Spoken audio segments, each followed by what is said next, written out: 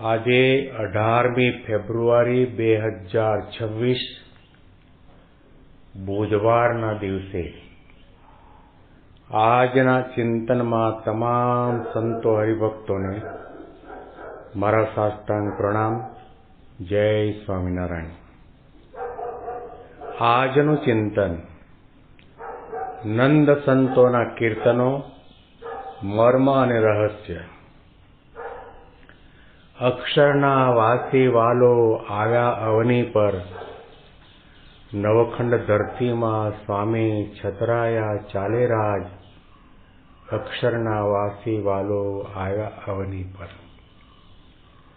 પાંચે વર્તમાન પાળે બાઈઓ ને ભાઈઓ, હરિજન સંગાથે કીધી સાચી સગાઈઓ રાજ. અક્ષરના વાસી વાલો આવ્યા અવની પર.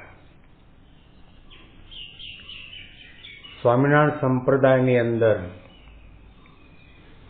ઘણી વસ્તુ એવી છે જે આપણને ઉડીને આંખે વળગે. સંતો અને હરિભક્તોના નિયમ ધર્મની દ્રઢતા. મહારાજે સંતોને જે પંચ વર્તમાન આપ્યા તે સંતોએ શિરસાટે પંચવર્તમાનનું પાલન કર્યું છે. 114 પ્રકરણ મહારાજે સંતો માટે આપ્યા. ખટરસનો ત્યાગ કરવાનો,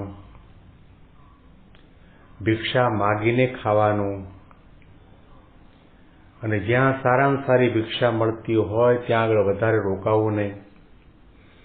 જ્યાં સન્માન થતું હોય ત્યાં રોકાવું નહીં. જ્યાં અપમાન તિરસ્કાર થતા હોય ત્યાં રહેવું. ભિક્ષામાં જે કંઈ મળે, ગામની ભાગોળમાં કૂવા ઉપર જઈને, તળાવ કે નદી પાસે જઈને એ ભિક્ષામાં આવેલી વસ્તુને એક કપડામાં બાંધી, ગોળો વાળી, પાણીમાં જબોળી અને એ ગોળાને 3 વખત નીચોવવામાં આવે. અને એ ગોળાની અંદર મીઠું, મરચું, તીખું, તેલ, ઘી જે કંઈ હોય એ તમામ રસકસ નીકળી જાય. અને એમાંથી સોપારી જેટલો ભાગ એ કૂતરા આગળ મૂકવામાં આવે. અને કૂતરું પણ ખાય નહીં અને સૂંઘીને ચાલતું થઈ જાય. એવું રસકસ વગરનું ભોજન લેવું અને દિવસના એક જ વખત લેવું. ઓઘાનો પણ આશરો ન લેવો. ભોંય પથારી કરવી. આવા ઘણા કડક નિયમ ધર્મ આપ્યા, જેને કરીને તે સમયની અંદર ગુજરાતની સમાજની જનતાની વચ્ચે સંતોની છાપ કંઈ જુદી પડી. એ સ્વામિનારાયણ સંપ્રદાયના સંતો માત્ર ભગવા ધારણ કરેલા અને શિખાસૂત્રવાળા જ નહીં, જેના રગે રગની અંદર સાધુતા વણાવેલી, નિસ્વાદીપણું, નિર્માનીપણું, નિષ્કામીપણું, અષ્ટ પ્રકારે ધન અને સ્ત્રીના સંતો બનાવ્યા. મહારાજે કડક આજ્ઞા કરી કે કોડી જેટલું દ્રવ્ય પણ પોતાનું કરીને રાખવું નહીં અને બીજા પાસે રખાવવું નહીં. અને શાસ્ત્રોમાં લખવામાં આવ્યું કે જે કોઈ સાધુ કોડી જેટલું દ્રવ્યનો સંગ્રહ કરશે તો એને હજારો, લાખો ને કરોડો ગાયો માર્યાનું પાપ લાગશે. સંતોની પાસે દ્રવ્ય ન મળે. સંતો કોઈ આસનમાં ન બંધાય, વ્યક્તિમાં ન બંધાય, પદાર્થમાં ન બંધાય. કેવળ અને કેવળ ભગવાન પુરુષોત્તમ નારાયણની મૂર્તિમાં તન્મય બનીને સેવા કરે, ભક્તિ કરે, સત્સંગ કરે, ભજન કરે, કીર્તન કરે.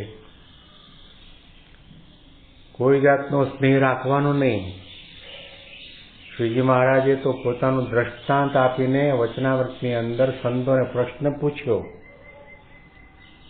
સામે બ્રહ્માનંદ સ્વામી, મુક્તાનંદ સ્વામી, પ્રેમાનંદ સ્વામી, ધુરંધર સંતો બેઠા છે.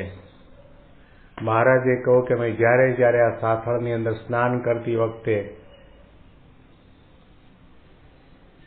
એ ખાપો વાગ્યો હતો એનું ચિહ્ન દેખાય એટલે અમને છપૈયા પણ યાદ આવે અને ખાપા તળાવડી પણ યાદ આવે.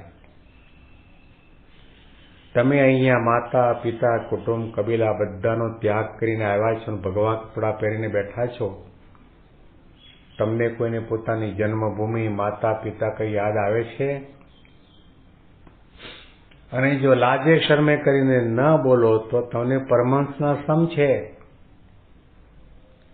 બ્રહ્માનંદ સ્વામીએ કહ્યું કે આપણે જેને ભગવાન માનીએ છીએ, આપણા ઈષ્ટદેવ માનીએ છીએ, પરબ્રહ્મ પરમાત્મા માનીએ છીએ, એમને પોતાની જન્મભૂમિ યાદ આવતી હોય અને ખાપા તલાવડી યાદ આવતી હોય તો આપણે તો હજી સાધક અવસ્થામાં છીએ, આપણને તો આવે જ ને.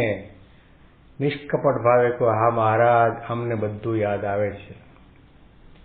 મહારાજે કહ્યું કે જો તમને યાદ આવતું હોય ને ત્યાં થોડી સરખી પણ લાડ હોય, સંબંધ હોય, સ્નેહ, આત્મીયતા હોય તો તમે ત્યાગ શાનો કર્યો? મહારાજે સંતો તો બનાવ્યા પરંતુ ત્યાગી સંત બનાવ્યા. કામનો ત્યાગ, ક્રોધનો ત્યાગ, લોભનો ત્યાગ, માનનો ત્યાગ, ઈર્ષ્યાનો ત્યાગ, અસૂયાનો ત્યાગ, દેહાભિમાનનો ત્યાગ. આ સ્વામિનારાયણ સંપ્રદાય છે. સ્વામિનારાયણ સંપ્રદાય એટલે માત્ર મંદિરો નહીં. સ્વામિનારાયણ સંપ્રદાય એટલે મહારાજના લીલા ચરિત્રો જ નહીં. સ્વામિનારાયણ સંપ્રદાય એટલે આચાર્યની સ્થાપના કરી એટલું જ નહીં. સ્વામિનારાયણ સંપ્રદાય એટલે ભગવાન સહજાનંદ સ્વામી મહારાજને પોતાના ઈષ્ટદેવ માનીને, પરબ્રહ્મ પરમાત્મા પુરુષોત્તમ નારાયણ માનીને, એમને એકમાત્ર સુખ દુઃખ અને માનવમાના પ્રસંગોની અંદર કર્તા માનીને ભગવાન જે કરે છે એ સારા માટે કરે છે, ભગવાન મારા ભલા માટે કરે છે, ભગવાન મારી ભક્તિની, સમજણની, નિયમ ધર્મની કસોટી કરી રહ્યા છે, મારું ઘડતર કરી રહ્યા છે. આવી પ્રકારની સમજણવાળા સંતો, હરિભક્તો, નાના મોટા ભાઈ એટલે સ્વામિનારાયણ સંપ્રદાય. અને એ ભગવાન સ્વામિનારાયણનો મહિમા છે. એટલા માટે પ્રેમાનંદ સ્વામી ગાય છે, પાંચે વર્તમાન પાળે ભાઈઓ ને ભાઈઓ, હરિજન સંગાથે કીધી, હરિજન સંગાથે કીધી, સાચી સગાઈઓ રાજ. અક્ષરના વાસી વાલો આવ્યા અવની પર. નીચે પડેલી વસ્તુ પણ આપણાથી લેવાય નહીં. જેના માલિક આપણે નથી, એના કોઈ માલિક છે, ભૂલચૂકથી એનાથી દ્રવ્ય કે કોઈ દાગીનો ચાલતા ચાલતા જમીન ઉપર પડી ગયો અને આપણા નજરમાં આવે તો પણ આપણે લેવો નહીં. આજે સંપ્રદાય જે નિયમ ધર્મની દ્રઢતાથી, જે ભક્ત અને ભક્તના ધર્મપત્નીના પરમ પવિત્ર જીવનથી આજે પણ ઉજળો છે, એનો પ્રસંગ, એનો ઇતિહાસ સાક્ષી છે. મહારાજના સમયની અંદર ભયંકર દુષ્કાળ હતો. તે વખતે મુક્તાનંદ સ્વામીના સમાગમે કરીને લીમલી ગામના સગ્રામ ભક્ત અને એમના ધર્મપત્નીને સત્સંગનો રંગ લાગ્યો. વર્તમાન ધારણ કર્યા, કંઠી માળા ધારણ કર્યા. સ્વામીએ નિયમ આપ્યા કે મહારાજની ઈચ્છા અને આજ્ઞા છે કે નીચે પડેલી વસ્તુ પણ આપણાથી લેવાય નહીં. ચોરી ન કરવી, વ્યભિચાર ન કરવો, માંસાહાર ન કરવો, મદ્યપાન ન કરવું, પોતપોતાના ધર્મની અંદર રહેવું. અને એ પતિ પત્ની પોતે કાઠિયાવાડની ધરતીનો ત્યાગ કરીને પગપાળા ચાલતા ચાલતા પેટીયું રળવા માટે ગુજરાત તરફ જતા હતા. રસ્તાની અંદર એક મોટો ચાંદીનો ટોળો સગ્રામ ભક્તે જોયો. થોડા સમયના માટે મનમાં એમ થયું કે દુષ્કાળનો સમય છે અને ખુદા દેતા હૈ તો છપ્પર ફાડ કે દેતા હૈ. ભગવાને આપણને આપ્યું લાગે છે, પણ બીજી ક્ષણે એને વિચાર આવ્યો કે મહારાજની આજ્ઞા નથી. મહારાજે કહ્યું કે નીચે પડેલી વસ્તુ આપણાથી ન લેવાય. સગરામ ભક્તે વિચાર કર્યો કે હું તો નથી લેતો, મારી અત્યારે સાત્વિક બુદ્ધિ છે ને મને મહારાજનો આજ્ઞાનો ઉપદેશનો વિચાર આવ્યો, પરંતુ મારાથી 10-15 ફૂટ પાછળ ચાલતી ચાલતી આવતી મારી અર્ધાંગીની ધર્મપત્ની, એને આ ચાંદીનો તોડો દેખાશે ને એનું મન લલચાશે ને લઈ લેશે તો મહારાજ આપણા ઉપર કુરાજી થશે. તરત નીચે બેઠા અને એના ઉપર ધૂળ વાળી દીધી. આગળ જતા એક વૃક્ષ નીચે વિશ્રાંતિ લેવા માટે બેઠા ત્યારે એમના પત્નીએ પૂછ્યું કે નીચે બેસીને શું કરતા હતા? સગરામ ભક્તે કહ્યું કે કંઈ કહેવા જેવું નથી, ખાલી થાક લાગ્યો હતો એટલે બેસી ગયો. કે નહીં, જે કંઈ ઘટના હોય તે કહો, મારાથી છુપાવો નહીં. સગરામ ભક્તે કહ્યું કે ત્યાં ચાંદીનો તોડો મને જોવામાં આવ્યો, મને મહારાજની આજ્ઞા આવી, યાદ આવી, એટલે મનમાં થયું કે હું તો નથી લેતો, પરંતુ તું સ્ત્રી જાતિ, દુષ્કાળનો સમય છે, 3 ટાઈમ તો શું પણ 1 ટાઈમ ખાવાના ફાંફા છે, એની અંદર તારી મતિ બગડે ને તું આ ચાંદીનો તોડો લઈ લે ને મહારાજ આપણા પર કુરાજી થાય ને આપનો ભક્તપણામાં લાંછન લાગે, એટલા માટે એના ઉપર ધૂળ વાળી દીધી.